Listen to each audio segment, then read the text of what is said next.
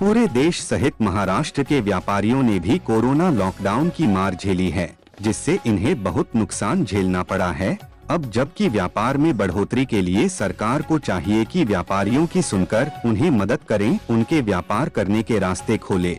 ऐसे ही कुछ सुझाव जानने के लिए आज हम बात करेंगे नागपुर के चैतन्य ट्रेडिंग कंपनी एवं चैतन्य ट्रांसपोर्ट के संचालक प्रशांत पंसे जी से और जानेंगे आज ट्रेडिंग और ट्रांसपोर्टिंग व्यापार की स्थिति और अगर सरकार चाहे तो व्यापार की स्थिति कैसे सुधार सकती है। कोविड के पहले तो थोड़ा बहुत अच्छा खासा चल रहा था हमारा, लेकिन अभी कोविड के बाद जो 2-3 महीने गाड़ियाँ बंद रही, उसके बाद दुकानदारी को शटर लगाना पड़ा, तो उस वजह से काफ़ी एकदम माइनस आ गया हम लोग। और गाड़ियों में इंस्टॉलमेंट तो चालू है, इंस्टॉलमेंट चालू होने के बाद ये बैंक वाले भी अपने को सपोर्ट नहीं कर रहे कि चलो इंस्टॉलमेंट बाद में भरो, या ये तो हमारा ही नुकसान है, बाद में भरोगे, ये तो बाद में भरने के बाद तो हमारा ही नुकसान होने वाला है। डीजल का भी कुछ भी नहीं हुआ है, डीजल का भी सब रेट बढ़ते ही जा रहे, इधर हमारे रेट कुछ भी नहीं बढ़े कि जो ट्रांसपोर्टिंग के रेट बढ़ने चाहिए थे वो भी नहीं बढ़े।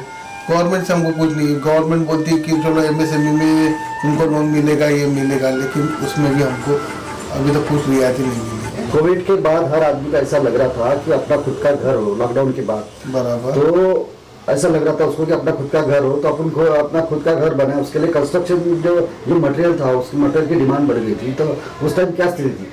मटेरियल की डिमांड तो बढ़ गई थी, लेकिन क्या है कि वो चोरी छुपे धंधा करना कोई मतलब नहीं था कि हमको सुबह 6 बजे आओ और दुकान में सीमेंट दो किसी को, वो कुछ मतलब नहीं ना, उस धंधे को धंधा नहीं बोला जाता ना।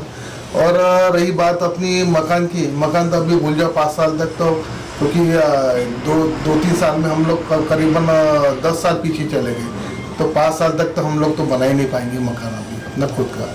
और बाकी लोगों का जो बनाना है वो भी धीरे धीरे कम होती जा रहा है, क्योंकि रेट भी इतने बढ़ गए, रेती हो गए हमारे रेट, उसके बाद चलो गिट्टी के रेट नहीं बढ़े, सीमेंट के रेट बढ़ गए, लोहे के रेट बढ़ गए, सब चलो बढ़ गए। अभी सरकार से क्या मांग है इस विषय को लेकर? सरकार से हमारी यही डिमांड है कि हमारा जो भी बिजनेस है थोड़ा स्टेबल करे, कि स्टेबल होके जो रेट वगैरह सब कुछ है ये भी स्टेबल हो जाए, कि बार बार चढ़ उतार और बार बार लॉकडाउन करो, ये करो। चलो लॉकडाउन तो चलो ये हमारे लिए, पर लॉकडाउन करने से क्या हल होने वाला है? क्या आरटीओ की मनमानी आप भी झेल रहे हो? आरटीओ की मनमानी तो बहुत ज्यादा है, बहुत ज्यादा। आज भी हमारी एंट्रियां चालू है, सब कुछ है। आरटीओ की एंट्री देते, पुलिस वाले हमको गिनने नहीं देते। आरटीओ बोलते ओवरलोड चलाओ, पुलिस वाले बोलते अंडरलोड चलो। ये सबसे बड़ी समस्या है आरटीओ की। आरटीओ वालों ने भी जो टैक्सेशन है वो भी कुछ उसमें रियायती नहीं की, टैक्सेशन हमको भरना ही भरना है, पूरा टैक्स। तो क्या लगता है आपके व्यापार में मंदी का कारण डीजल की महंगाई है, डीजल की महंगाई, आरटीओ के टैक्सेस की महंगा करने पर? डीजल की महंगाई सबसे बड़ा कारण है जी। आने वाले समय में अगर लॉकडाउन लगाती है सरकार तो क्या स्थिति रहेगी? तो हम तो बिल्कुल कोलैप्स ही हो जाएंगे समझो, अगर लॉकडाउन लगाती है सरकार तो। लेकिन डीजल के लिए वरदान साबित हुआ है सीएनजी, ऐसा दावा जो वाहतुक मंत्री जो है गडकरी जी उन्होंने किया है, क्या कहेंगे इस विषय पर? उसका जो चेंजेस करना है गाड़ियों में वो बहुत महंगा है, कम से कम 5-6 लाख। हमको तो अभी तक उतनी मालूमात नहीं दी है गडकरी साहब ने भी, लेकिन जो सीएनजी किया है वो बहुत महंगा है। नए गाड़ियों में बायोडीजल भी एक काम का नहीं है, सीएनजी है तो कम से कम 5-7 लाख 10 लाख रुपए ऐसा बोल रहे हैं। हमको तो अभी तक उन्होंने क्या अवेयरनेस करना चाहिए ना फिर कि चलो सीएनजी से चलाओ, अवेयरनेस कुछ भी नहीं आया। क्या लगता है आपको कि आपके व्यापार में वृद्धि हो, इसके लिए क्या सुझाव आप सरकार को देना चाहेंगे? सबसे मेन चीज तो है कि कैपिटल थोड़ा सा उन्होंने हमको कैपिटल की व्यवस्था करनी चाहिए। आज भी हमारा 2 साल हो गया है, एक भी हमको अभी तक लोन के लिए हमने एमएसएमई में किया है अप्लाई, उसमें भी कुछ नहीं हुआ है। और हो सके तो डीजल की कीमतें थोड़ी सी और कम हो जाए, तो क्योंकि हमारे भाड़े तो बढ़ नहीं रहे, भाड़े नहीं बढ़ रहे, तो डीजल की कीमत थोड़ी कम होंगी 10, 15, 20 रुपये से, तो वो हम थोड़ा सा सर्वाइव कर पाएंगे मार्केट से।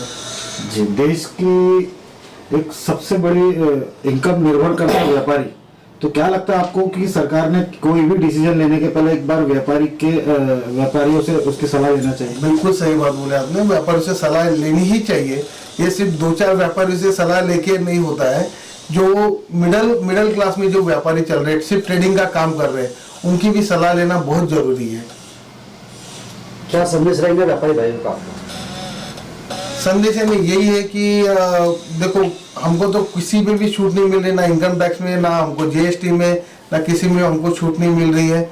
तो कम से कम चलो जीएसटी तो जो है वो तो भरना ही है, सब कुछ है, लेकिन इतना जैसे एमएसएबी वाले बोल रहे हैं फटाक से तुम बिल भर दो, ये कर दो, रियायतें कुछ भी नहीं बोलते। हमको थोड़ा सा उठने के लिए कैपिटल देके और रियायतें थोड़ा सा धीरे धीरे बाकी तो करना ही चाहिए।